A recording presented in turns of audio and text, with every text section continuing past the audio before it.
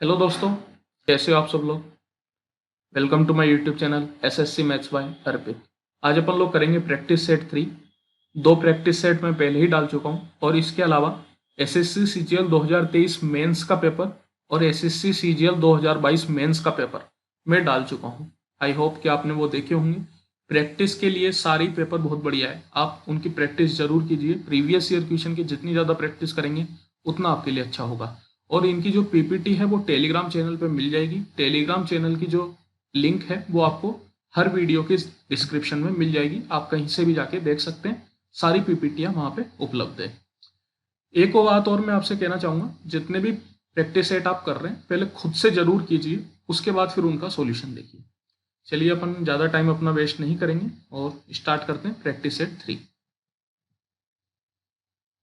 तो यहाँ पे अपने सामने पहला क्वेश्चन है, the length of three sides of triangle are 30, 42 and x, which of the following is correct. तो देखिए यहाँ पे आप एक रिलेशन देख सकते हैं कि x जो है 12 से 72 के बीच में होगा या नहीं होगा, ये बता रखा है।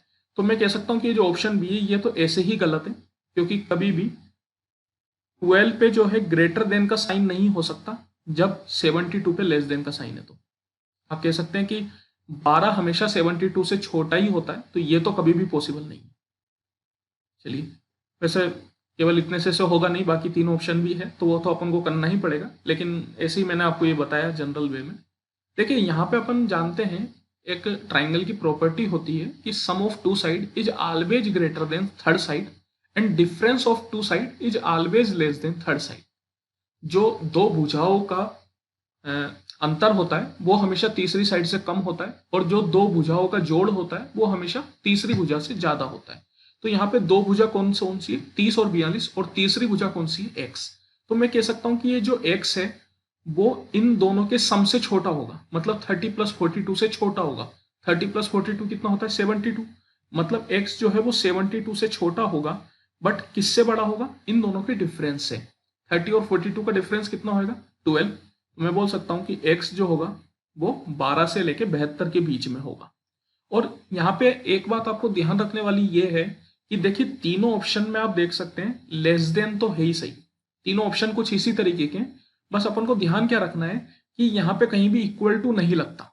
जब अपन बोलते हैं कि sum of two side is always greater than third side, तो वहां पे ऑलवेज ग्रेटर बोलते हैं, ग्रेटर देन और इक्वल टू नहीं बोलते, हमेशा सिर्फ ग्रेटर देन बोलते हैं। मतलब हमेशा दो साइड का सम जो होता है वो तीसरी साइड से बड़ा होता है, कभी भी उनके बराबर नहीं हो सकता। तो हम इस बात का ध्यान रखिए कि यहाँ पे कहीं भी इक्वल टू का साइन नहीं लगेगा। ये 12 is less than x, x is less than 72, इसी तरीके से आएगा। तो यहाँ पे कंफ्यूजन करने वाली चीज यही है, बाकी कुछ भी यहाँ कंफ्यूज करने वाला नहीं है। The largest 5 digit number exactly divisible by 88। ऐसा सबसे बड़ा 5 डिजिट का नंबर जो 88 से डिविजिबल हो। तो सबसे पहले तो ये मुझे बताओ कि भाई 5 डिजिट का सबसे बड़ा नंबर होता कौन सा है। ऐसा नंबर जिसके पांचों डिजिट 9 हो, वो नंबर 5 डिजिट का सबसे बड़ा नंबर होगा। इसमें अगर मैं +1 करूंगा तो 1 लाख हो जाएगा, और 1 लाख जो है वो 6 डिजिट का सबसे छोटा नंबर होगा। तो 5 डिजिट का इससे बड़ा नंबर पॉसिबल नहीं है। अब इसका मतलब अपन को वो बताना है कि भाई ऐसा नंबर जो 88 से डिविजिबल भी हो और 5 डिजिट में सबसे बड़ा भी हो। तो क्या ये नंबर 88 से डिविजिबल है क्या, नहीं होगा, क्योंकि ऑप्शन में नहीं है। तो इसका मतलब ये तो नहीं होने वाला। तो इससे थोड़ा छोटा नंबर होगा जो 88 से डिविजिबल होगा। तो यही अपन को चेक करना है। तो इसके लिए अपन क्या करते हैं, इसको 88 से डिवाइड कर देते हैं, और फिर जो रिमाइंडर आएगा उसको इसमें से घटा देंगे। तो 88 का ये वन टाइम गया, 88, 11 आ गया। फिर 9 आ जाएगा, 88 का वन टाइम 88, 31 आ गया। फिर से 9 आ जाएगा, 88 का 3 टाइम्स हो जाएगा। देखो कितना हो जाता है, 264, 55। फिर से एक और 9 आया। अब मैं बोल सकता हूँ कि ये जाएगा 88 का 6 टाइम्स, क्योंकि 80 का 6 टाइम होता है 480, तो करीब उससे थोड़ा ज़्यादा होगा। 7 टाइम्स करेंगे तो 80 का 7 गुना ही होता है 560, तो उससे तो कम ही होगा, मतलब 6 टाइम्स कर देते हैं इसको। तो 8 6 जा होता है 48, ये आ जाएगा 52, मतलब कितना आ गया, 31। तो 31 अपना बचा रिमाइंडर। इसका मतलब ये हुआ कि अगर यहाँ पे 31 नहीं होके 0 बचता तो ये नंबर पूरा पूरा चला जाता, लेकिन 31 बच रहा है, तो जो बच रहा है उसको मैं इसमें से घटा देता हूं।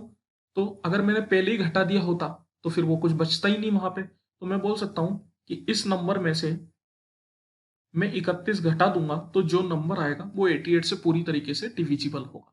तो अगर इस नंबर में से 31 घटाओगे तो कितना बचेगा? तो वो बचेगा अपने पास 68, 99968, दैट इज ऑप्शन डी। तो ये तो हुआ एक नॉर्मल तरीका। दूसरा तरीका आप ऑप्शन से भी चेक कर सकते हो, क्योंकि इस केस में आपको ऑप्शन दे रखे। कभी कभार ऐसा होता है कि ऑप्शन डायरेक्ट नहीं देके वो क्या बोल देता है कि भाई largest 5 digit number exactly divisible by 88 की सम ऑफ डिजिट्स का आंसर क्या होगा, ऐसा भी वो पूछ सकता था। तो यहाँ पे तो उसने डायरेक्ट नंबर दे दिया, तो अपन डायरेक्ट भी चेक कर सकते हैं। और पूरा आपको 88 से डिवाइड करने की जरूरत नहीं है। आप क्या कर सकते हैं, अपन जानते हैं कि भाई 88 को अगर मैं दो को प्राइम नंबर में लिखूं तो मैं लिख सकता हूँ 8 इंटू 11। मतलब जो भी नंबर 88 से डिविजिबल होगा उसको 8 और 11 से डिवाइड होना ही पड़ेगा। तो मैं यहाँ पे चेक कर सकता हूँ कि कौन कौन से नंबर 8 और 11 से डिवाइड है। तो देखो अपन जानते हैं कि भाई 8 के लिए तो आखिरी की 3 डिजिट देखनी होती है, और 11 के लिए भी चेक करना बहुत आसान होता है, कोई बहुत ज्यादा मुश्किल नहीं होता।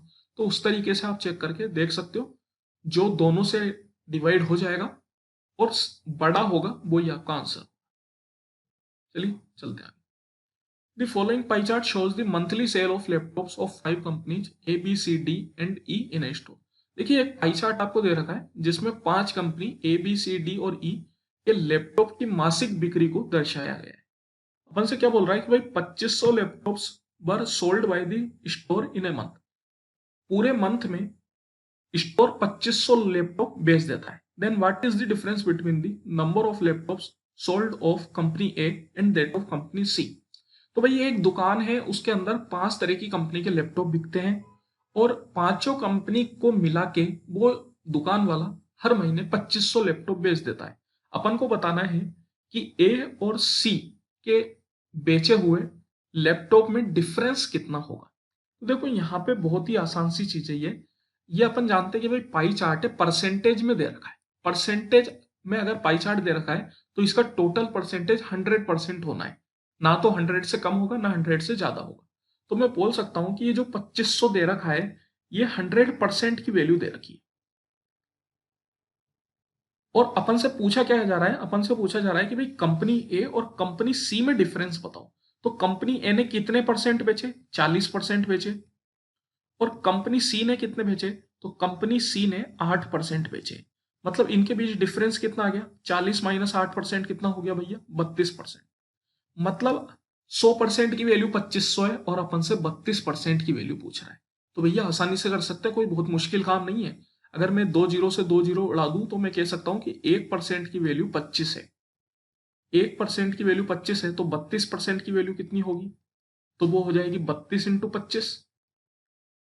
मतलब कितना हो गया? 25 दूनी 50, 5 ऊपर चढ़ गया, 25 3 75, मतलब 80, तो 800।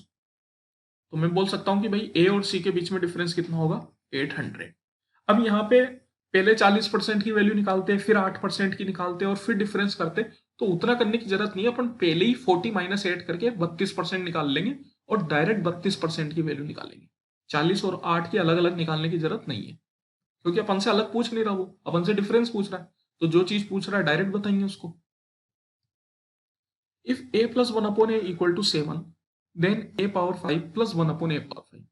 तो देखो इस तरीके के अलजेब्रा के जो क्वेश्चंस होते हैं ये बहुत ज्यादा पूछे जाते हैं, एसएससी के फेवरेट क्वेश्चंस होते हैं। लेकिन असलियत में अगर मैं आपको बताऊं तो बहुत आसान होते हैं। बस इनके लिए ट्रिक्स आपको याद रखने की जरूरत है। आपको पता होना चाहिए कि भाई a प्लस 1 अपॉन ए से ए स्क्वायर प्लस 1 अपॉन ए स्क्वायर और ए क्यूब प्लस 1 अपॉन ए क्यूब कैसे पूछा जाता है। अगर ये आपको ट्रिक पता है तो आप इस क्वेश्चन को बहुत जल्दी कर लोगे, और अगर ट्रिक नहीं पता तो टाइम लगेगा। तो ये आपके ऊपर है। तो देखो सबसे पहले तो ए प्लस 1 अपॉन ए से डायरेक्ट अपन ए पावर 5 प्लस 1 अपॉन ए पावर 5 पे नहीं पहुंच सकते। तो ए पावर 5 प्लस 1 अपॉन ए पावर 5 को अपन किस तरीके से लिखते हैं? तो इसको अपन लिख सकते हैं ए स्क्वायर प्लस 1 अपॉन ए स्क्वायर इंटू ए क्यूब प्लस 1 अपॉन ए क्यूब माइनस ए प्लस वन अपॉन ए, ये अपन लिख सकते हैं। यहाँ पे अगर आप देखोगे तो ये ए स्क्वायर इंटू ए क्यूब ए पावर 5 बन जाएगा, वन अपॉन ए स्क्वायर इंटू वन अपॉन ए क्यूब वन अपॉन ए पावर 5 बन जाएगा, ए स्क्वायर इंटू वन अपॉन ए क्यूब वन अपॉन ए बन जाएगा, जो यहाँ पे आपका माइनस के साथ कैंसिल आउट हो जाएगा, और वन अपॉन ए स्क्वायर इंटू ए क्यूब आपका ए बन जाएगा, जो इधर माइनस के साथ कैंसिल आउट हो जाएगा। तो इसको पूरे को जब आप सोल्व करोगे तो आपके पास क्या निकल के आएगा, ए पावर 5 प्लस वन अपॉन ए पावर 5। ये सब चीजें आपको डायरेक्ट मालूम होनी चाहिए। अगर आपको डायरेक्ट मालूम नहीं है तो एग्जाम में सोचने में आपका बहुत ज्यादा समय व्यर्थ हो जाएगा। तो जिनसे भी आप पढ़ें, जहां से भी पढ़ रहे हैं, जहां से भी आपकी तैयारी कर रहे हैं, वहां पे ये सब चीजें बताई जाती है, ऑब्वियस है, हर कोई बताता है। तो ये आपके ऊपर डिपेंड करता है कि आपको याद है या नहीं है। देखिए टीचर जरूर बताएगा, ये सब बहुत छोटी छोटी चीजें, कोई भी टीचर ऐसी चीजें नहीं छोड़ता, लेकिन अगर आपको याद नहीं है तो फिर इसमें कहीं ना कहीं आपकी गलती है। चलिए कोई बात नहीं, करते हैं अपन। अब अपन को पहले तो ए स्क्वायर प्लस वन अपॉन ए स्क्वायर और ए क्यूब प्लस वन अपॉन ए क्यूब की वैल्यू चाहिए होगी।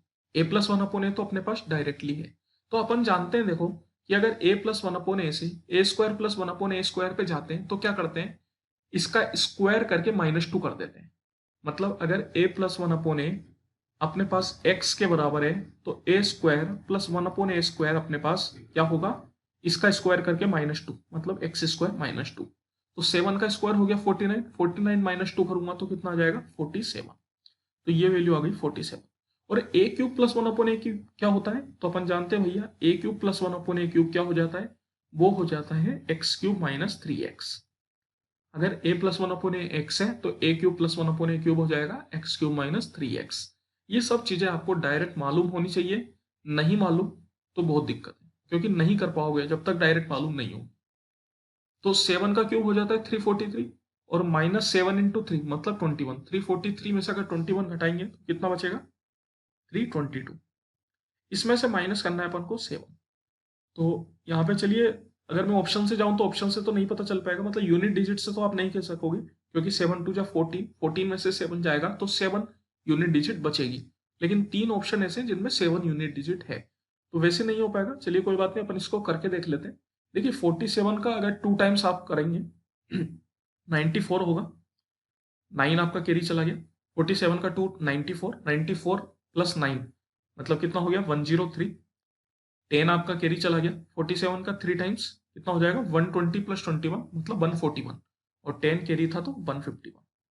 तो 151 15134 minus 7 that is equal to कितना हो जाएगा ये 15127, 15127, ऑप्शन नंबर ए। तो ये आपका फाइनल आंसर है।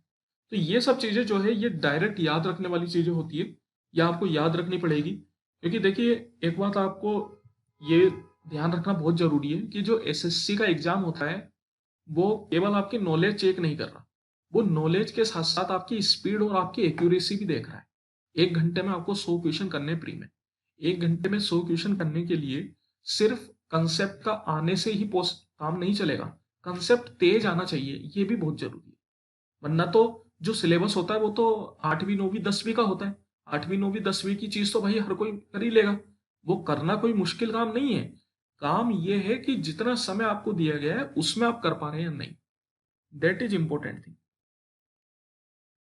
चलिए आगे चलते हैं, अपना टाइम वेस्ट नहीं करेंगे अपन। A sum of money invested at a certain rate of simple interest पर एनम amounts to rupees 14,522 in 7 years and 18,906 in 11 years, find the sum invested. तो देखिए क्या बोल रहा है ये कि एक सम ऑफ मनी है, मतलब प्रिंसिपल आप बोल सकते हैं एक तरीके से, किसी ने इन्वेस्ट किया सिंपल इंटरेस्ट पर किसी रेट ऑफ इंटरेस्ट पे, रेट ऑफ इंटरेस्ट नहीं बताया गया। 7 साल में वो मनी 14,522 बन जाता है, और 11 साल में वो मनी 18,906 बन जाता है। तो अपन को बताना है कि भाई कितना प्रिंसिपल रहा होगा, फाइंड द सम इन्वेस्टेड। तो देखिए इस क्वेश्चन को करने के 2 तरीके आप बोल सकते हैं। एक तो नॉर्मल तरीका अपना ये है कि अपन को सिंपल इंटरेस्ट का फॉर्मूला पता होता है P into R into T बटा 100, जहां पर प्रिंसिपल और रेट दोनों केस में सेम है, बस चेंज क्या हुआ है, टाइम चेंज हुआ है। प्रिंसिपल और रेट दोनों केस में सेम है।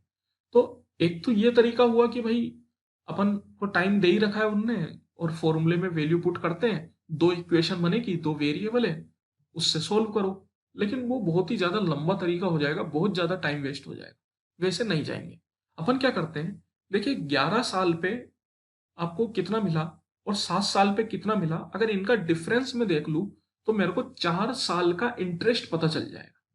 क्योंकि ये जो है 18906 ये 11 ईयर्स पे मिला हुआ अमाउंट है, और जो 14522 है ये 7 ईयर्स पे मिला हुआ अमाउंट है। तो 11 में से अगर 7 अपन माइनस करते हैं तो अपने पास कितना बचता है, 4, मतलब 4 ईयर्स। और ये जो 4 ईयर्स है, यहाँ पे 11 ईयर्स में से भी प्रिंसिपल चला गया और 7 ईयर्स में भी प्रिंसिपल चला गया।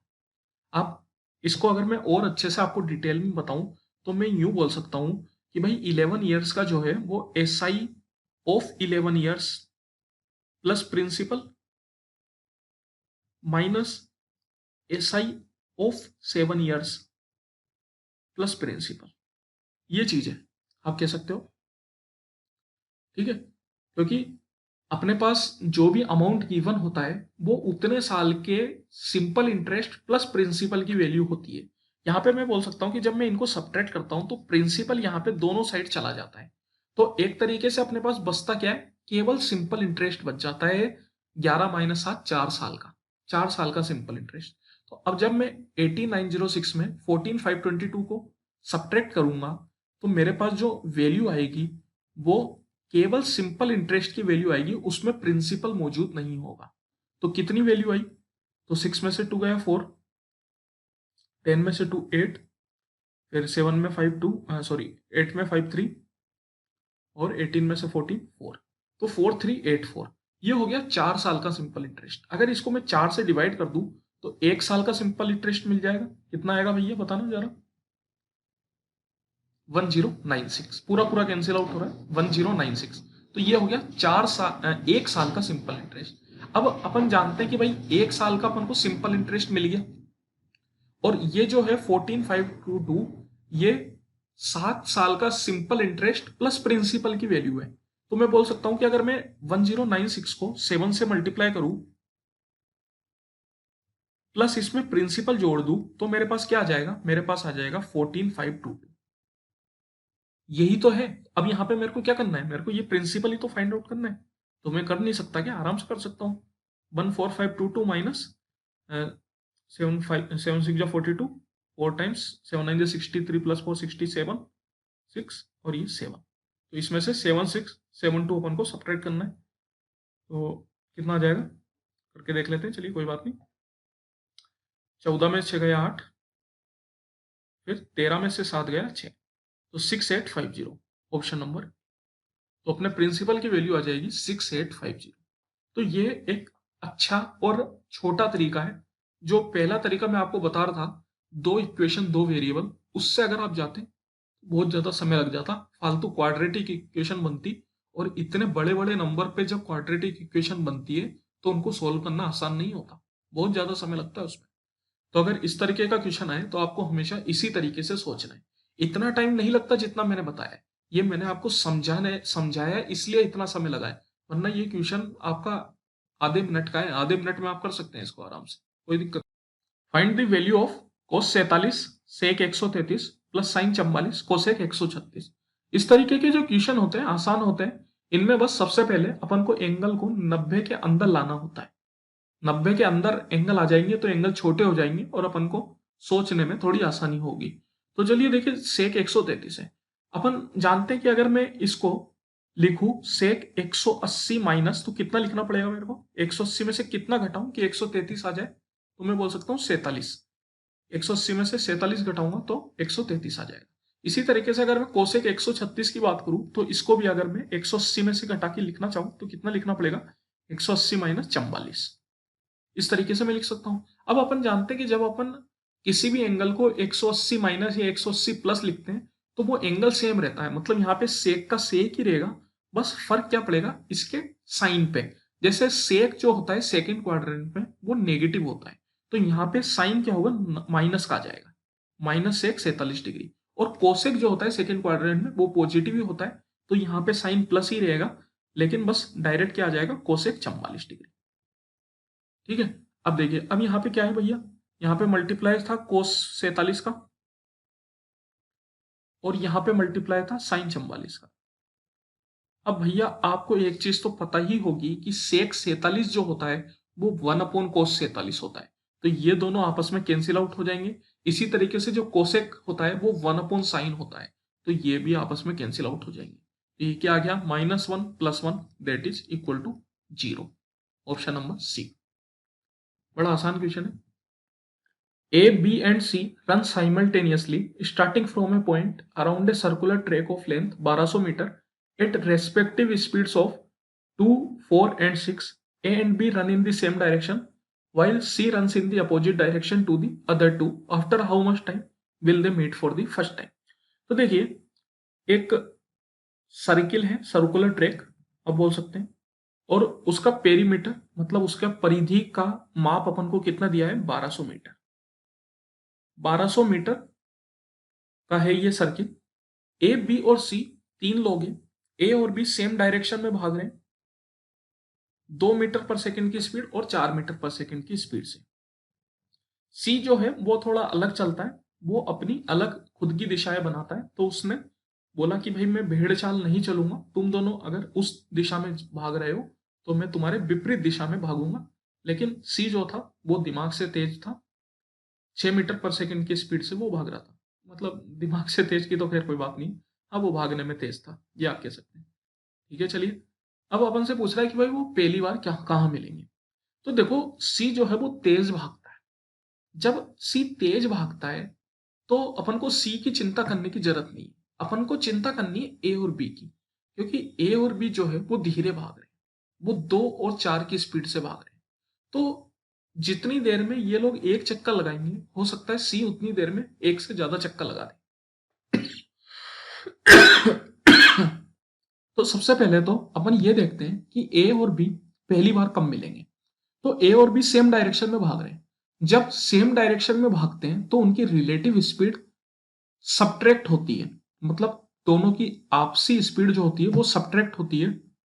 तो मैं बोल सकता हूं कि टाइम इक्वल टू होता है डिस्टेंस अपॉन स्पीड। डिस्टेंस कितना है, 1200 मीटर, और स्पीड जो होगी वो 2 और 4 का डिफरेंस हो जाएगी, 4 - 2 मतलब 2 मीटर पर सेकेंड। तो मैं बोल सकता हूं कितना आंसर आएगा, टाइम कितना हो जाएगा, 600 सेकेंड। तो जो ए और बी है वो पहली बार 600 सेकेंड बाद मिलेंगे।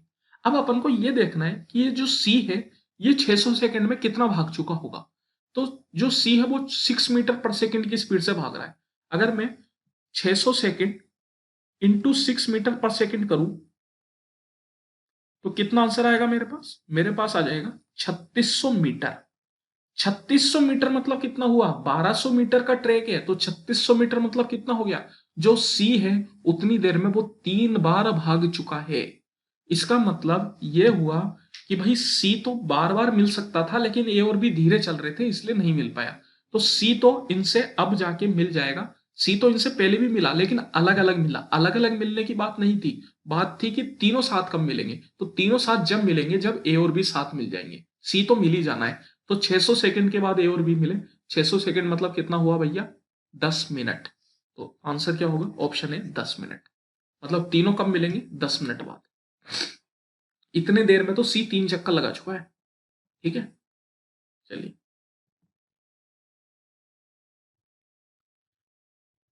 If the side of an equilateral triangle is increased by 34%, then by what percent will its area increase? अगर इक्विलेटरल ट्राइंगल की साइड जो है वो बढ़ती है 34% से तो उनका एरिया किस हिसाब से बढ़ेगा ये अपन को बताना है।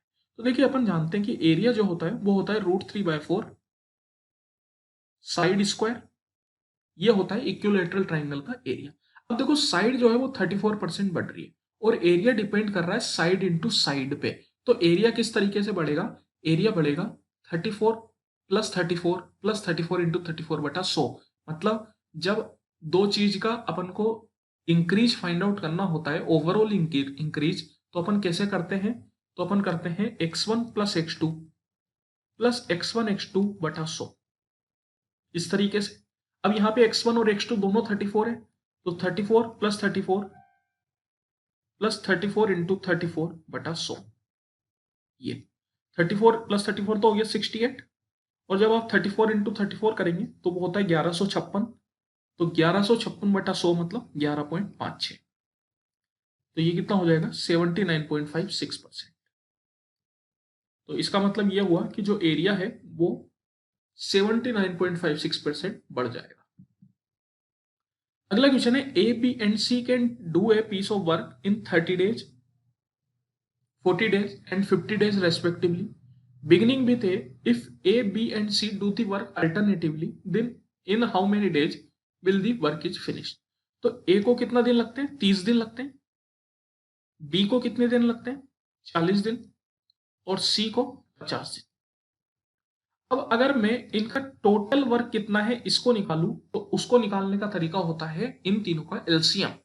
30, 40 और 50 का एलसीएम लेंगे तो मेरे हिसाब से 600 आएगा। हाँ, 600 ही आएगा इसका एलसीएम। अब अपन को देखना है कि भाई ए की एफिशिएंसी कितनी है। एफिशिएंसी मतलब कार्य क्षमता, मतलब वो एक दिन में कितना कार्य कर सकता है। देखो पूरा कार्य 600 यूनिट है और ए 30 दिन लेता है, तो 600 बटा 30 अगर मैं करूं तो मेरे को पता चल जाएगा कि एक दिन में कितना कार्य कर सकता है। 600 बटा 30 कितना होता है? 20 होता है। इसका मतलब ये हुआ कि ए एक दिन में 20 यूनिट काम कर सकता है, तो ये ही उसकी कार्य क्षमता हो गई। इसी तरीके से अगर मैं 600 बटा 40 करूं तो मेरे को बी की कार्य क्षमता पता चल जाएगी। 600 बटा 40 करोगे तो कितना आ जाएगा? 15 आ जाएगा। तो बी की कार्य क्षमता हो गई 15। इसी तरीके से सी का 600 बटा 50 करोगे तो कितना आ जाएगा? 12 आ जाएगा। तो सी की कार्य क्षमता हो गई 12, मतलब वो एक दिन में 12 यूनिट काम कर सकता है। अब देखो अपन से क्वेश्चन क्या बोल रहा है कि भाई ये तीनों एक एक दिन पे काम करते हैं, मतलब एक दिन ए करता है, फिर अगले दिन बी करता है, फिर उसके अगले दिन सी करता है, फिर अगले दिन फिर से ए आ जाता है। इस तरीके से कार्य होता है ए बी सी, फिर से ए बी सी, फिर से A B C and so. तो इस तरीके से कार्य करने पे कितना दिन लगेंगे ये अपन से पूछा जा रहा है। तो देखो ए की कार्य क्षमता कितनी है? 20, मतलब पहले दिन ए आया, ए ने अपना 20 यूनिट काम किया। अगले दिन बी आया, बी ने अपना 15 यूनिट काम किया। फिर अगले दिन सी आया, सी ने अपना 12 यूनिट काम किया। फिर से अगले दिन ए आया और ए ने 20 यूनिट काम किया। अगर मैं देखूं कि भाई ए और बी सी, ए बी और सी इन तीनों ने 3 दिन में कितना कार्य किया, तो 20 प्लस 15 प्लस 12 मतलब कितना हो गया? 47। तो इन तीनों ने मिलकर 47 यूनिट कार्य करा 3 दिन में, और टोटल कार्य कितना है? 600 यूनिट। तो अब अपन क्या करते हैं कि भाई देख लेते हैं कि 3 3 के कितने पेयर बनेंगे। मतलब इस 600 को मैं डिवाइड करता हूं 47 से। तो देखो एक तो पूरा चला जाएगा, 13 आया, 13 मतलब 130, 47 का 2 टाइम्स जाएगा, कितना होता है? हो जाता है अपने पास 94। 94 पूरा चला गया।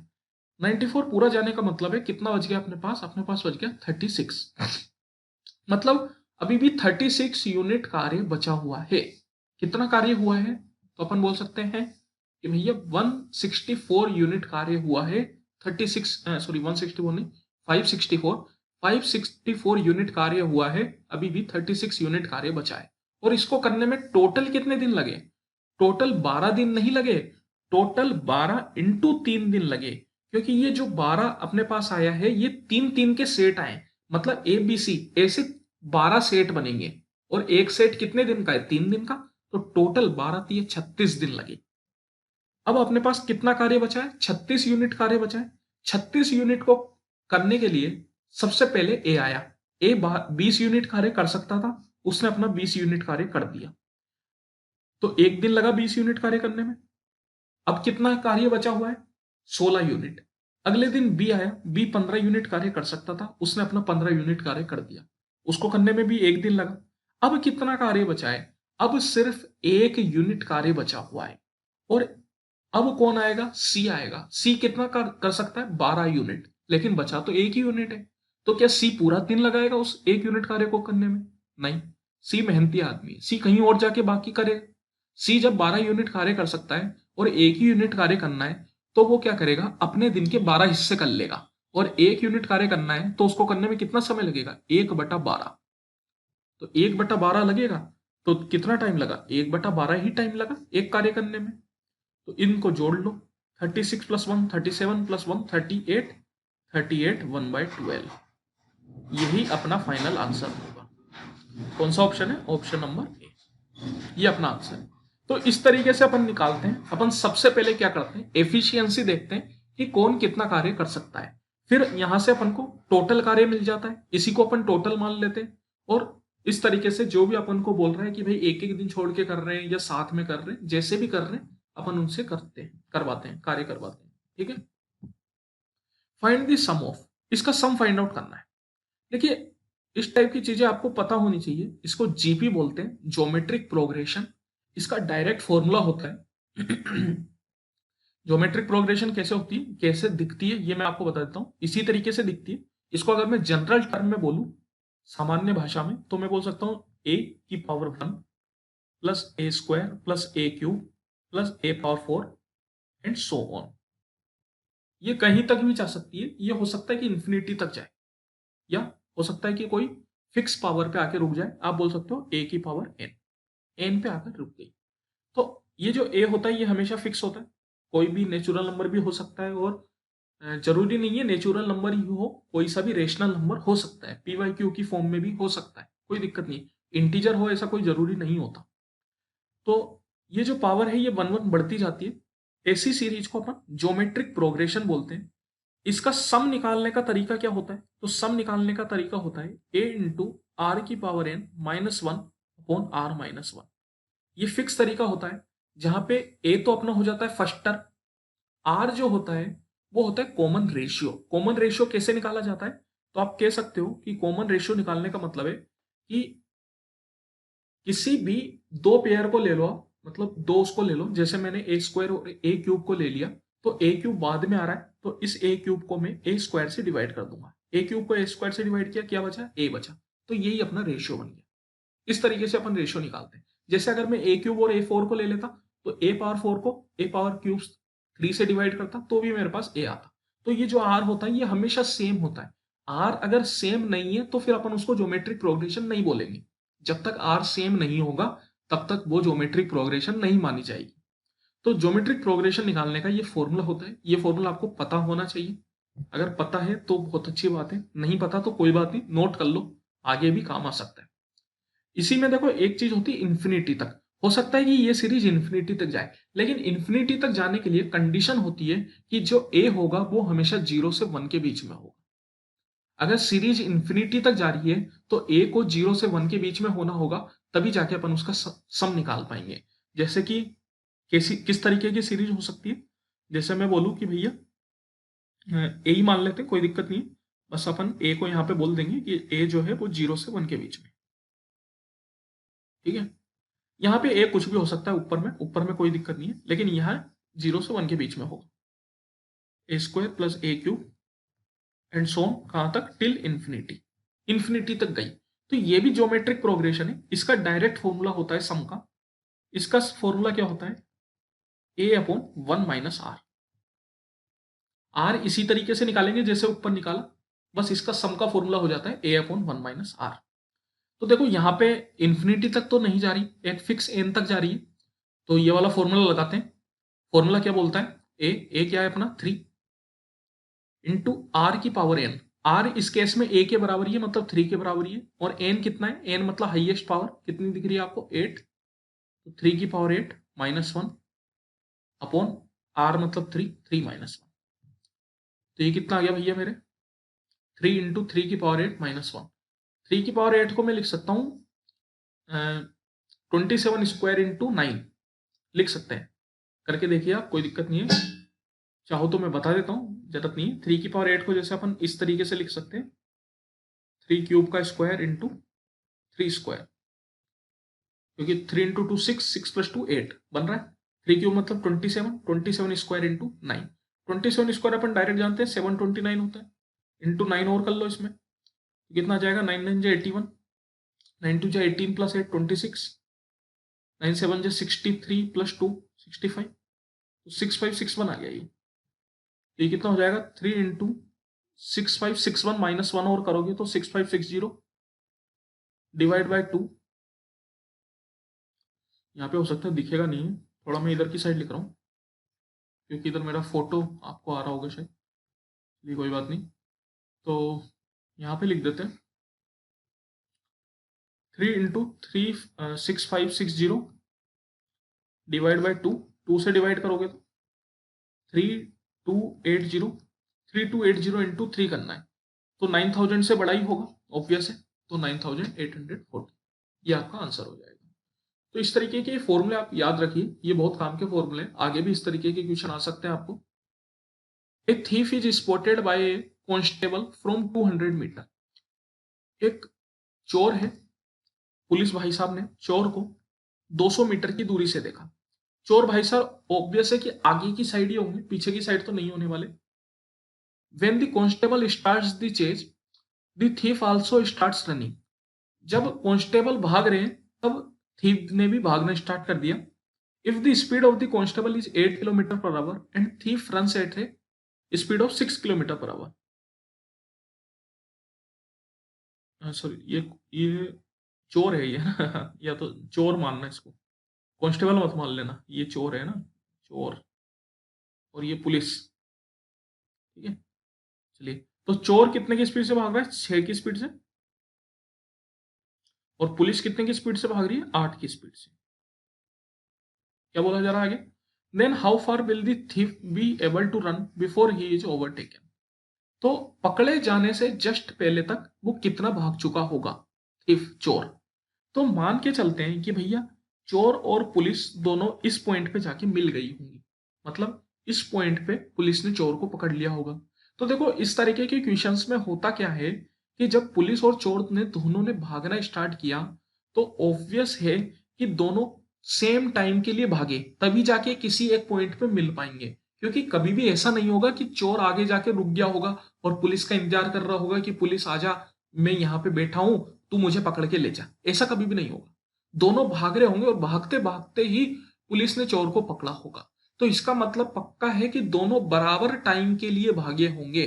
लेकिन पुलिस 200 मीटर पीछे थी, तो उसको डिस्टेंस ज्यादा कवर करना पड़ा होगा चोर से, लेकिन समय दोनों बंदे बराबर लिया। और समय कैसे बराबर लिया? पुलिस ने ज्यादा स्पीड से भागा, इसलिए समय बराबर लगा।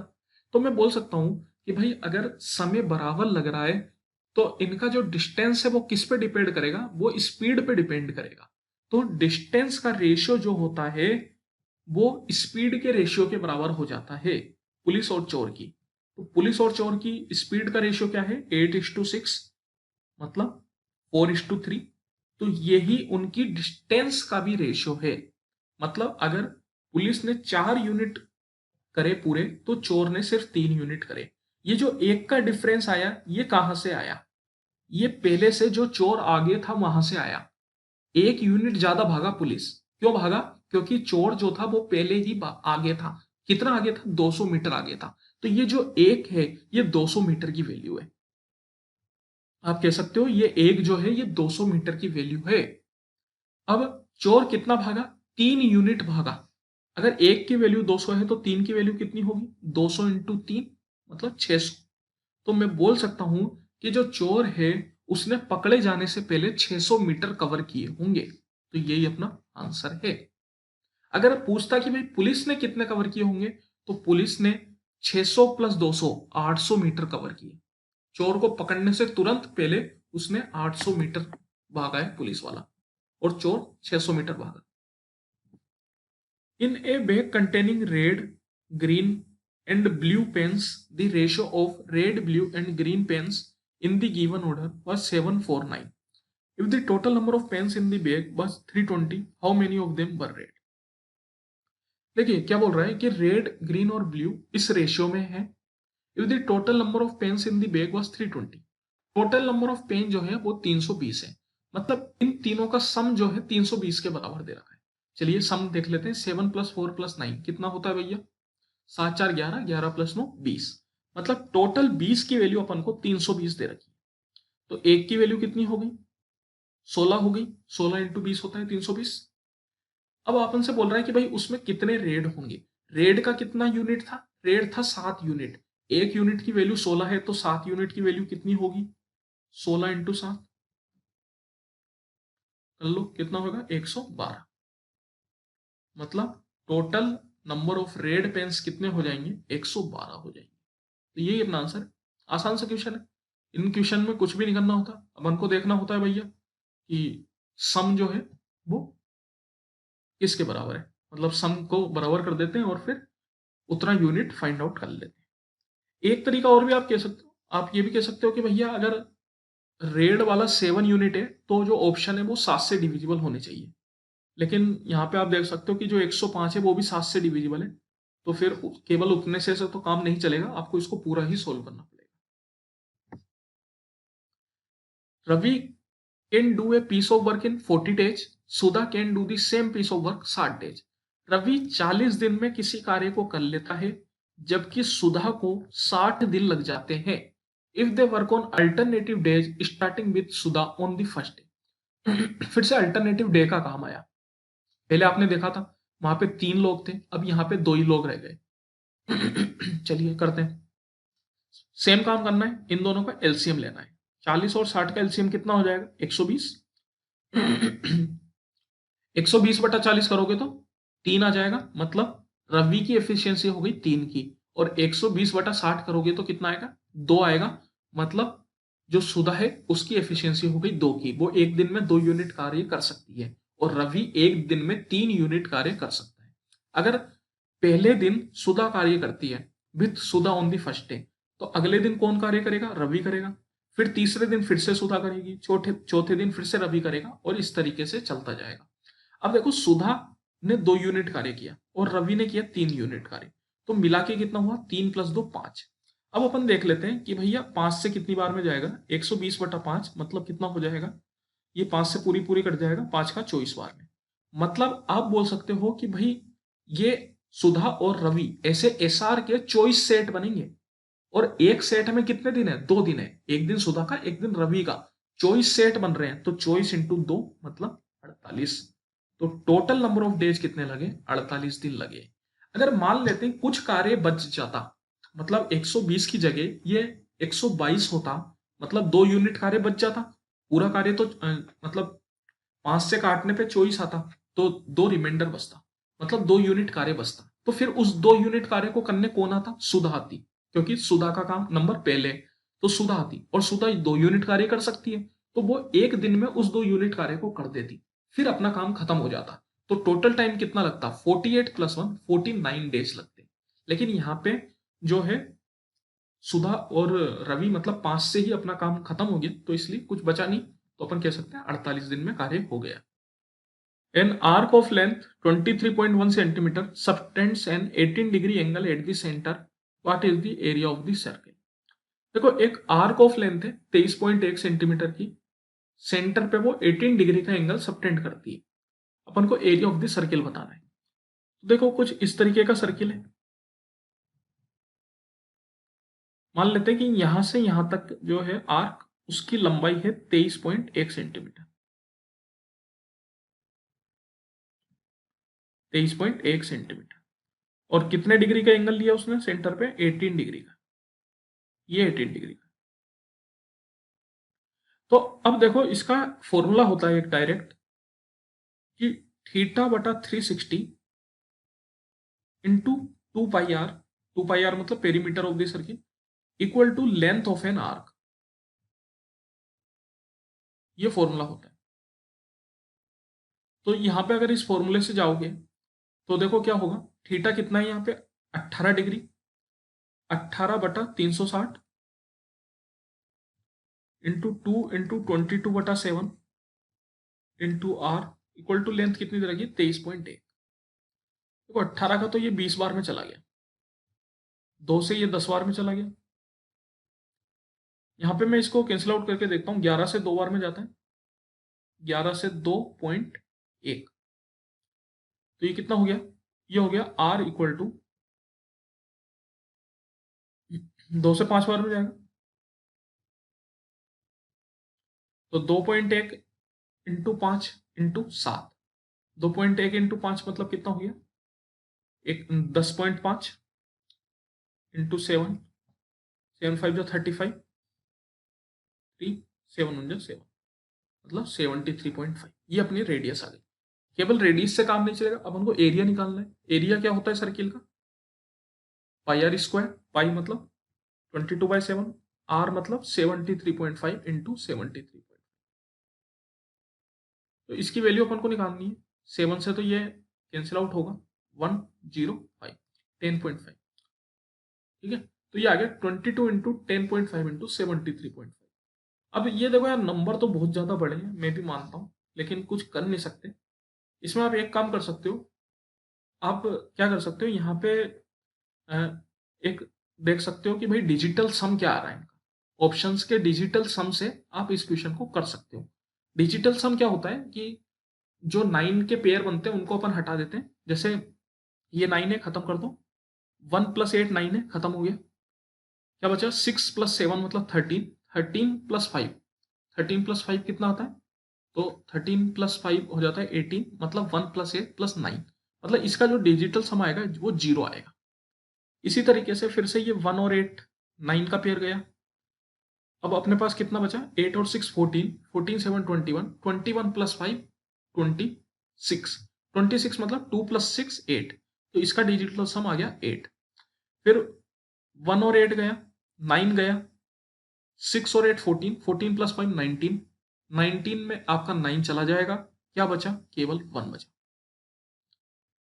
फिर इसी तरीके से 1 और 8 गया, 9 गया, 6 + 7 कितना हो गया? 13, 13 + 5 18, 18 मतलब वही 1 + 8 9, मतलब डिजिटल सम 0। अब यहाँ पे अपन देखते हैं डिजिटल सम क्या आया। तो देखो 2 और 2 4, तो इधर से आया 4। फिर 1 + 0 + 5 मतलब इधर से आया 6। 7 + 3 10, 10 + 5 15, 15 मतलब 1 + 5 6, इधर से आया 6। 6 4 जा 24 इंटू 6, 24 इंटू 6 कितना होता है अपने पास? 144। 144 का डिजिटल सम देखोगे तो 4 + 4 8, 8 + 1 9, 9 मतलब फिर से डिजिटल सम 0। और दो ऑप्शन का डिजिटल सम 0 आ रहा है, तो कोई तरीका नहीं है, मतलब इसको अपन को मल्टीप्लाई करके देखना ही पड़ेगा, क्योंकि दो ऑप्शन का डिजिटल सम 0 आ रहा है। तो या तो ऑप्शन ए होगा या ऑप्शन डी होगा, इन दोनों में से कोई एक हो सकता है। अब यार मल्टीप्लाई तो मैं नहीं करूंगा, आप लोग करके देख लेना, थोड़ा बड़ा मल्टीप्लाई है, लेकिन क्या कर सकते हैं, जो है वो है, और कोई तरीका ही नहीं अपने पास। बस इसको थोड़ा छोटा करना है तो इस तरीके से कर सकते हो। देखो 22 जो होता है उसको 2 × 11 लिख सकते हैं, और 10.5 × 2 करूंगा तो 21 आ जाएगा। तो इसको मैं क्या कर देता हूँ, इसको मैं लिख देता हूँ 11 × 21 × 73.5। तो 11 × 21 का इसको मल्टीप्लाई करो तो 21 का 5 बार में 105, 10 अपना कैरी चला गया। 21 का 3 बार में 63 मतलब 73, 7 अपना कैरी चला गया। 21 का 7 बार में 147, 147 + 7 154। अब 11 से मल्टीप्लाई करना आसान होता है, तो ये 5, 5 और 3 8, 4 3 7, 5 4 9, 1 5 6 और 1, तो 16978.5 ऑप्शन नंबर। देखा, मैंने कहा था ना, या तो ए आएगा या डी आएगा, तो क्या आंसर आया? 16978.5। तो इस तरीके से करोगे तो आसानी से मल्टीप्लाई होगा, वरना थोड़ा आपको टाइम लगेगा। और वरना डिजिटल सम से देख सकते हो, पर डिजिटल सम में दिक्कत ये है कि अगर दो ऑप्शन का सेम आ गया तो फिर आप नहीं कर पाओगे। यहाँ पे जैसे कि दो ऑप्शन का डिजिटल सम सेम आ गया था, इस वजह से दिक्कत हो गई, वरना तो अपने डिजिटल सम से ही आंसर आ जाता। Study the given table and answer the question that follows. The table shows the number of candidates who appeared, qualified, and selected in a competitive examination from 4 states: Delhi, Goa, Karnataka, and Maharashtra over the years 2012 से 2016। तो देखो एक बड़ी सी table दे रखी है जिसमें 4 state के exam के बारे में बता रखा है, 2012 से लेके 2016 तक। एपियर्ड कितने हुए, उसमें से कितने क्वालिफाई हुए, और उसमें कितने सेलेक्ट हुए, इसके बारे में अपन को बताया हुआ है। चलो क्वेश्चन क्या है, क्या पूछ रहा है, ये देखते हैं। The number of candidate selected from Maharashtra during the period under review is approximately what percentage of the number selected from Delhi during this period. तो देखो क्या बोल रहा है कि भैया महाराष्ट्र में जितने लोग रिव्यू है वो दिल्ली में हुए रिव्यू के कितने परसेंटेज है। तो महाराष्ट्र में कितने लोग सिलेक्टेड हैं, रिव्यू का मतलब यहाँ पे सिलेक्टेड आप मान सकते हो, एकदम अच्छे तरीके से नहीं किया गया, नहीं बोला गया, लेकिन ये चलो मान के चलते हैं अपन। तो इसका सम अपन को फाइंड आउट करना है। तो देखो सम इसका फाइंड आउट कर लो, 5 और 5 10 और 4 14, एक कैरी चला गया, तो 8 और 8 16, 16 और 8 24, 24 और 12 36, 364। इसी तरीके से दिल्ली में अगर मैं इसका सम करूं, यहाँ पे कितना हो जाएगा भैया, 4 और 2 6, 6 और 8 14, एक कैरी चला गया, 10 10 और 4 14, 14 और 9 23, 23 और 7 30, 30 और 8 38, 384। ये आ गया अपने पास 384 और महाराष्ट्र आ गया 364। तो अपन से पूछा है कि 364/384 इंटू 100, मतलब महाराष्ट्र में जितने लोग सेलेक्टेड है वो दिल्ली के कितना परसेंटेज है। तो कैसे करेंगे, 364/384 इंटू 100%। तो अब इसको आपको सोल्व करना है। तो देखो सोल्व करके देख लो जो भी आएगा। क्या लग रहा है कितना आ जाएगा, चलो करके देख लेते हैं।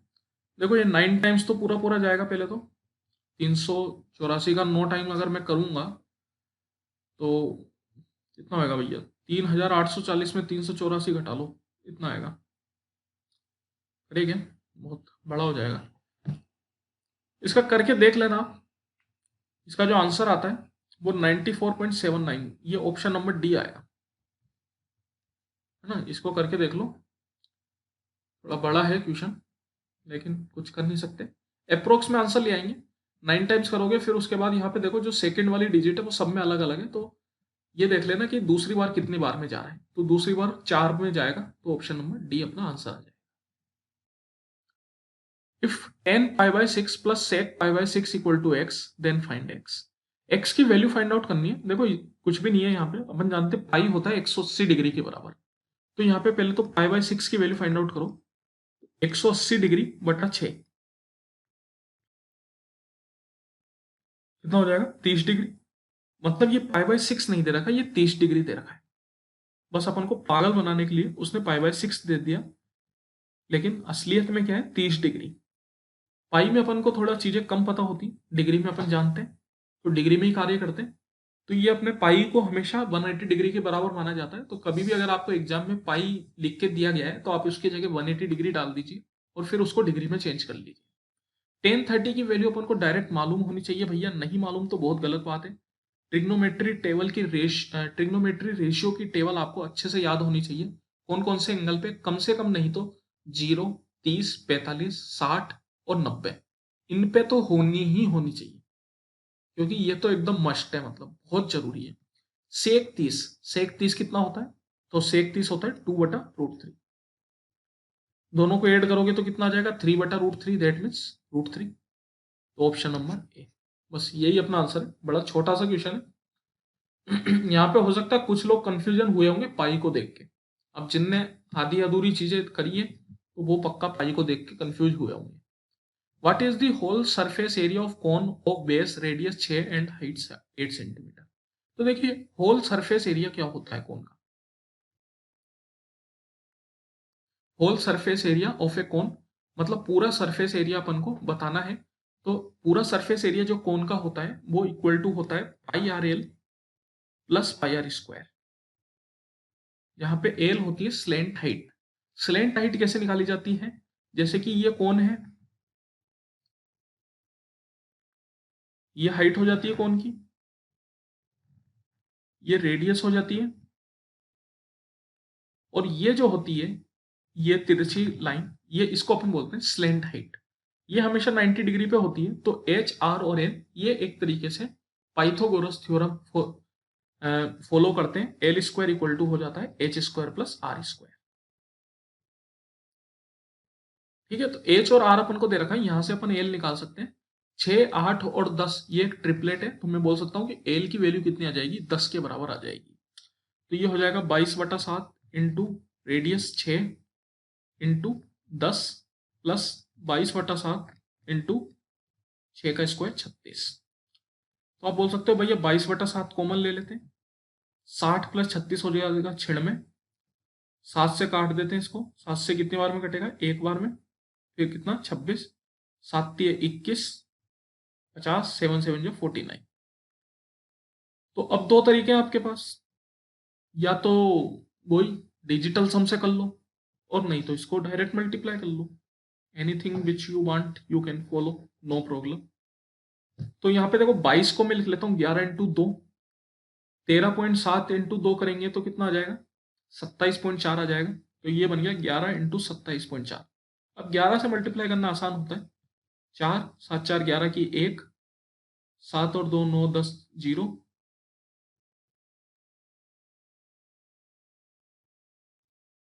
301.4, मतलब लगभग 301.71 ये आ जाएगा option number C. 15 men complete a work in 25 days and 25 women can complete the same work in 40 days। तो देखो टोटल वर्क के कितना होगा ये अपन को यहाँ पे देखना होता है। टोटल वर्क क्या हो जाता है, number of person into number of days. तो नंबर ऑफ पर्सन कितने, 15 मेन, और नंबर ऑफ डेज कितने, 25 डेज। तो 15 मेन 25 दिनों तक कर रहे हैं तो वो टोटल वर्क है। अब 25 वुमेन 40 दिनों तक कर रहे हैं तो वो भी टोटल वर्क है, 25 वुमेन इंटू 40। और यहाँ पे टोटल वर्क तो सेम ही रहेगा ना भैया, सेम कार्य को ही कर रहे हैं, अलग अलग अवधि में बोल सकते हो, या मतलब आप बोल सकते हो कि भैया 15 आदमियों ने बनाया फिर तोड़ दिया उनने पूरा, फिर वापस 25 औरतों ने बनाया कुछ भी बोल लो, कोई मतलब नहीं उससे, लेकिन कार्य सेम है, ठीक है। अब यहाँ पे क्या होगा, अपन से क्या पूछ रहा है, if all the 15 main and 25 women work together in how many days will the work be completed. तो 15 मेन एंड 25 वुमेन, एंड का मतलब प्लस साइन मानते हैं अपन कि 15 आदमी प्लस 25 औरतें मिलके कितने दिन में कार्य को कर देंगे। तो टोटल वर्क कितना हो जाएगा यहाँ पे, 15 main plus 25 women into D, D मतलब डेज, नंबर ऑफ डेज। तो यहां से देखो मेन और वुमेन का रेशियो निकालो इन दोनों चीजों से। तो यहां से अगर अपन निकाले तो 25 से तो 25 गया, ये 5 से 3 बार में, ये 8 बार में, तो मेन इज टू वुमेन का रेशियो हो गया 8:3 का, ठीक है, 8:3 का आ गया। मतलब मेन की एफिशिएंसी हो गई 8 की और वुमेन की हो गई 3 की। अब कोई सा भी दोनों में आप ले लो, या तो 15 मेन इंटू 25 और ये वाला ले लो 15 main plus 25 women into D, या फिर 25 वुमेन इंटू 40 और 15 main plus 25 women into D, इनको इक्वल कर लो, जो भी चाहो वो इक्वल करो, कोई दिक्कत नहीं है। मैं इस वाले को इक्वल कर देता हूँ, ठीक है। इस वाले को इक्वल करा तो यहाँ पे वुमेन की कितनी है, 3, तो 25 into 3 into 40 equal to men कितना 8, तो 15 इंटू 8 मतलब कितना हो गया 120, प्लस 25 इंटू 3 75 इंटू डी। यहां से डी निकालना है अपन को, निकल जाएगा, कोई दिक्कत नहीं आई थी, कोई दिक्कत नहीं है, चलो ठीक है निकाल लेते हैं। 3 से काट लेते हैं पहले, तो 3 से कट रहा है, 3 से 40 बार में, 3 से 25 बार में, 40 प्लस 25 कितना हो गया भैया 65, और 5 से भी कट ही रहा है, 5 से भी काट लो, 5 से 5 बार में, 5 से 8 बार में, 5 से 5 बार में, 8 प्लस 5 13, 40 इंटू 5 हो गया 200, हाँ 200 हो गया, 200/13, इतने दिन लगेंगे। तो कौन कितना आ जाएगा ये 13 का, तो एक बार में, फिर 70, तो 13 5 जो 65, 15 5/13, 15 5/13 मतलब ऑप्शन, इतने दिन लगेंगे 15 आदमी और 25 औरतों को मिलके काम करने में। सुहानी pays tax at the rate of 30% on her entire income of rupees 90,000 and Ritika pays tax at the rate of 40% on her entire income of rupees 1. If the overall tax rate on their combined income comes to 37%, then what is the value of y? तो देखो जो सुहानी है वो 30% से rate से tax दे रही है, और रितिका जो है वो 40% से दे रही है। तो और इनका जो कंबाइंड टैक्स आ रहा है निकल के वो 37% आ रहा है। तो ये एक तरीके से मिक्सचर एंड एलिगेशन का क्वेश्चन है। यहाँ पे अपन क्या करेंगे, रेशियो फाइंड आउट करेंगे। 37 माइनस 30 कितना हो गया 7, 40 माइनस 37 कितना हो गया 3, मतलब 3:7। ये था सुहानी का, ये था रितिका का। मतलब जो सुहानी है वो 3 यूनिट पे टैक्स दे रही है, तो रितिका 7 यूनिट पे टैक्स दे रही है। और 3 यूनिट की वैल्यू कितनी है 90,000। मतलब आप बोल सकते हो कि भैया 3 की वैल्यू 90,000 है, अपन से पूछ रहा है 7 की वैल्यू। 3 की वैल्यू 90,000 मतलब 1 की वैल्यू 30,000, तो 7 की वैल्यू कितनी हो गई 2,10,000। मतलब जो रितिका है वो 40% टैक्स 2,10,000 पे देती है। तो ऑप्शन नंबर डी आ गया अपना आंसर।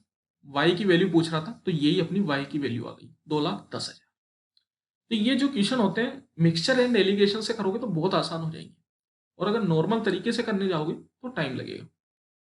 डिपेंड्स ऑन यू कैसे करते हो। By working 5 hours a day, A can complete a task in 8 days, and by working 6 hours a day, B can finish the same task in 10 days. By working 8 hours a day they can jointly complete the task. देखो ए जो है वो 8 दिन कार्य करता है और हर दिन 5 घंटे करता है, तो टोटल कितने घंटे कार्य किया उसने? 8 इंटू 5, 8 इंटू 5 मतलब 40 घंटे। और बी जो है वो 10 दिन कार्य करता है और हर दिन 6 घंटे करता है, मतलब टोटल कितने दिन लगे, टोटल कितने घंटे लगे उसको? 10 इंटू 6 60 घंटे।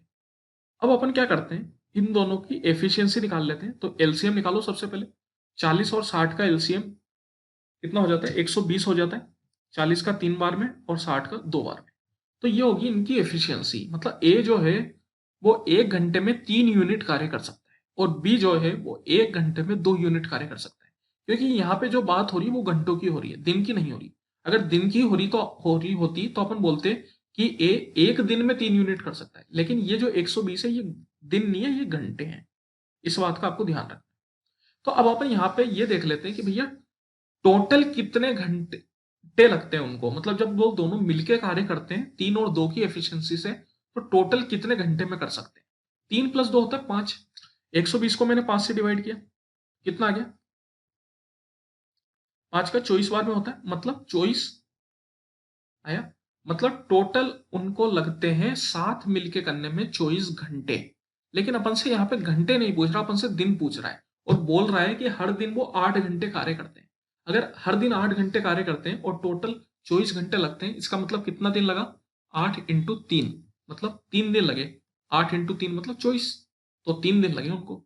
तो जब वो दोनों मिलकर कार्य करेंगे तो उनको कितने दिन लगेंगे? 3 दिन लगेंगे। तो उसी तरह का क्वेश्चन है, कोई अलग नहीं है, बस क्वेश्चन को समझना है अपन को। अगले पे चलते हैं, सिंप्लीफाई। इसको सिंप्लीफाई करना है। देखो यहाँ पे ये ऊपर वाली चीज को अगर आप ध्यान से देखोगे तो ये आपके पास लिखी हुई है x² - 1 का होल स्क्वायर। इसको खोलो, x⁴ -2x² + 1 यही बनेगा। और नीचे वाली चीज को अगर ध्यान से देखोगे तो ये लिखा हुआ है x - 1 का होल स्क्वायर। इसको खोलो, x² - 2x + 1। देखो अब अपन जानते हैं एक formula, a² - b² = a+b × a-b। ये फॉर्मूला जानते हैं कि नहीं जानते? जानते हैं। तो इसको अपन लिख सकते हैं x-1 × x+1। और ऊपर में स्क्वायर लिखा हुआ है तो दोनों में स्क्वायर लग जाएगा और नीचे में x-1 का स्क्वायर। ये तो कैंसिल आउट हो रहा है। x+1 का होल स्क्वायर क्या होता है? x² + 2x + 1। तो यही अपना आंसर हो जाएगा। आसान क्वेश्चन है। If x-1/x = √6 and x is greater than 1, then what is the value of x⁸ - 1/x⁸? इसकी अपन को वैल्यू पूछ रही है। देखो यहाँ पे एक बात ध्यान देने वाली है, आपको बोल दिया गया x > 1। अगर x > 1 बोल दिया तो इसकी जो वैल्यू होगी वो हमेशा पॉजिटिव होगी, नेगेटिव नहीं हो सकती। x⁸ -1/x⁸, इसको डायरेक्ट अपन नहीं निकाल सकते, इसको अपन को तोड़ना पड़ेगा। कैसे तोड़ेंगे अपन? अपन जानते हैं कि a² - b² = होता है a+b × a-b। ये चीज होती है, तो इसकी मदद से अपन तोड़ेंगे। तो इसको अपन लिख सकते हैं x⁴ + 1/x⁴ into x⁴ - 1/x⁴। उसको फिर से अपन तोड़ देते हैं, x² + 1/x² into x² - 1/x²। उसको फिर से अपन तोड़ देते हैं, x + 1/x इंटू x - 1। इतना अपन तोड़ देते हैं। इसमें अपन को x - 1/x दे रखा है, बाकी कुछ नहीं दे रखा, तो अपन को निकालना पड़ेगा। x - 1/x कितना है? √6 है। ठीक है, बाकी अपन को ये निकालना है तो निकाल देंगे। x + 1/x, x - 1/x से x + 1/x पे कैसे जाते हैं? अगर x - 1/x = a है तो x + 1/x आपके पास हो जाता है √a² + 4। प्लस माइनस में होता है वैसे तो, लेकिन यहाँ पे अपन को जैसा कि मैंने आपसे बोला है कि x > 1 बोला है तो यहाँ पे प्लस ही आएगा, माइनस वाले को रहने देते हैं, जरूरत नहीं है उसकी। तो a अपने पास कितना है? √6। √6 का स्क्वायर 6, 6 + 4 10, मतलब ये आ गया √10। तो ये वैल्यू आ गई √10। अगर x + 1/x दे रखा होता a के बराबर तो फिर x - 1/x कैसे पहुंचते? तो x - 1/x हो जाता है +√a² - 4। ये सब चीजें जो है अलजेब्रा की बहुत इंपॉर्टेंट चीजें हैं, डायरेक्ट आपको पता होनी चाहिए, बहुत सारे क्वेश्चंस में यूज होती है। डायरेक्ट नहीं पता तो बहुत दिक्कत है। चलिए x + 1/x से x² + 1/x² कैसे पहुंचता है? मैंने आपको पहले ही बताया था, इसका स्क्वायर करके -2। √10 का स्क्वायर मतलब 10, 10 माइनस 2 मतलब 8। फिर x की पावर 4 प्लस 1 अपॉन x की पावर 4 कैसे पहुंचेंगे, इसका स्क्वायर करके -2, 8 का स्क्वायर 64, 64 माइनस 2 62। अब इन सबको आप उसको मल्टीप्लाई कर देना है, आपका आंसर आ जाएगा। तो देखो √10 इंटू √6 मतलब हो गया आपके पास एक तरीके से हो गया 2√15, मतलब √60 हो गया। √60 को अपन लिख सकते हैं 15 इंटू 4, 4 को रूट से बाहर लाएंगे तो 2√15। तो ये हो गया 62 इंटू 8 2 16 √15, 16 2 32, 3 टाइम 3 कैरी चला गया अपना, 16 का 6 बार में 96, 96 प्लस 3 99, 992 √15। तो ऑप्शन नंबर बी यही अपना फाइनल आंसर है। इस तरीके से निकालेंगे हम। This successive discount of 12, 20 and 25 is equivalent to a single discount of. Successive discount का फॉर्मूला आपको पता होना चाहिए। अगर 2 दे रखे होते हैं तो उसका फॉर्मूला होता है a plus B minus A B बटा 100, और अगर 3 दे रखे होते हैं तो उसका फॉर्मूला होता है a plus B plus C minus A B plus B C plus C A बटा 100 प्लस ए बी सी बटा 10,000। ये फॉर्मूला होता है। ये फॉर्मूला डायरेक्ट याद है तो जल्दी कर लोगे, बिना उसके भी कर सकते हैं लेकिन टाइम लगेगा, क्या फायदा। चलो फॉर्मूले में वैल्यू पुट करते हैं। 12 प्लस 20 प्लस 25 मतलब कितना हो गया भैया, 20 plus 25 45, 45 plus 12 57, minus 12 into 20 240, plus 20 into 25 500, plus 12 into 25 कितना हो गया, 25 का 2 बार में 50 मतलब 30, 300 है ना, बटा 100 प्लस एबीसी। एबीसी कितना हो जाएगा अपना, 12 इंटू 25 था 300, 300 इंटू 2 600 मतलब 6000, 6000 बटा 10,000। तो अभी आ गया 57 माइनस कितना हो गया ये 500 प्लस 300 800, 800 प्लस 240 1040 डिवाइड बाय 100 करोगे तो 10.4, और ये आ गया 0.6। तो 57 में से 10 गए तो बचते हैं 47.4 और घटाया तो बच जाएगा 46.6, 46.6 और 0.6 करोगे तो 47.2, इतना परसेंटेज। ऑप्शन नंबर सी। तो सिंगल इक्विवेलेंट डिस्काउंट कितने का आ जाएगा, 47.2%। 2 के पेयर से भी आप कर सकते हो। कैसे कर सकते हो, जैसे इसमें मैं पहले 2 का निकाल लेता 12 और 20 का, फिर जो आता उसको मैं 25 के साथ निकाल लेता। इस तरीके से भी कर सकते हो, कोई दिक्कत नहीं, लेकिन उसमें टाइम ज्यादा लगेगा। अगर 3 का फॉर्मूला याद है तो डायरेक्ट करो, थोड़ा टाइम बचेगा। If sine theta equal to 4/5 then value of tan theta minus cot theta. देखो साइन थीटा की वैल्यू दे रखी है और tan theta minus cot theta की वैल्यू पूछ रहा है, तो इसको करना कोई बहुत मुश्किल काम नहीं, अपन कर सकते हैं आसानी से। चाहे तो अपन जानते हैं कि भैया साइन थीटा होता है आपके पास पी बटा एच, ये है पी मतलब परपेंडिकुलर, और ये है एच। तो यहां से बेस कितना हो जाएगा, 3 4 5 का ट्रिपलेट होता है, तो 5 अगर हाइपोटेनियस है तो 3 बेस हो जाएगा अपने पास। और टेन थीटा का फॉर्मूला क्या होता है अपने पास, perpendicular upon base, perpendicular 4 base 3, और कोट थीटा इसका इसका रेसिप्रोकल होता है, या फिर आप बोल सकते हो बेस अपॉन परपेंडिकुलर, बेस 3 और परपेंडिकुलर 4। तो कितना हो गया, 4 चौको 16 माइनस 9 7 बटा 12। Option number C. आसान क्वेश्चन है, कोई बहुत ज्यादा मुश्किल क्वेश्चन है नहीं, इसके लिए आपको बिल्कुल भी टेंशन लेने वाली बात नहीं है, आसानी से कर सकते हो आप इसको। ठीक है, Ram sells a suitcase to Mohan at a 20% profit, Mohan sells it to Shyam at a 40% profit. If Shyam pays rupees 1430 for it, then the price at which Ram bought it. देखिए राम जो है मोहन को 20% प्रॉफिट पे बेचता है। मान लेते हैं कि राम ने 100 रुपए में खरीदा, अब जो राम है वो 20% प्रॉफिट पे बेच रहा है मोहन को, तो मोहन को इसका प्राइस कितना पड़ा, इसका प्राइस पड़ गया 120%, 120/100।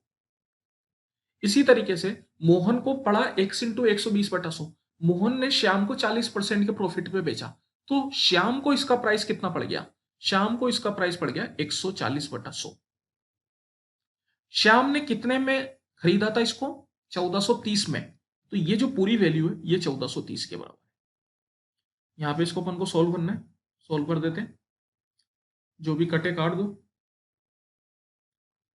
x इक्वल टू आ गया आपके पास 1430 इंटू 100/12 इंटू 14, ये आ गया। देखो 4 से काट लेते हैं, तो 3 बार में, ये 25 बार में, फिर ऊपर तो 3 से नहीं कटेगा, 14 से भी नहीं कटेगा, 2 से काट लेते हैं, चलो 2 से 7 बार में, 2 से 7, 1, 5, 715, है ना। फर्दर तो ये नहीं कट रहा, तो अपना आंसर तो डिसमल में ही आएगा, सीधी सी बात है, तो ऑप्शन नंबर डी ही होना चाहिए, है ना, यही होना चाहिए। वैसे अप्रोक्स में हो सकता है इनने दे रखा हो, तो हो सकता है, वो भी पॉसिबल है। चलो करके देखेंगे, करके देखना चाहो तो करके देख लो, ठीक है, करके देख लेना यार, मेरे हिसाब से ऑप्शन डी आएगा, क्योंकि अप्रोक्स तो मतलब इसने कुछ बोला नहीं कि भाई अप्रोक्स में आंसर देना है या नहीं देना, एकमात्र ऑप्शन है डिसमल में, और अपना आंसर डिसमल में ही आएगा, तो मेरे हिसाब से यही आंसर होना चाहिए। चलो अपना सिलसिला आज का यहीं खत्म हुआ।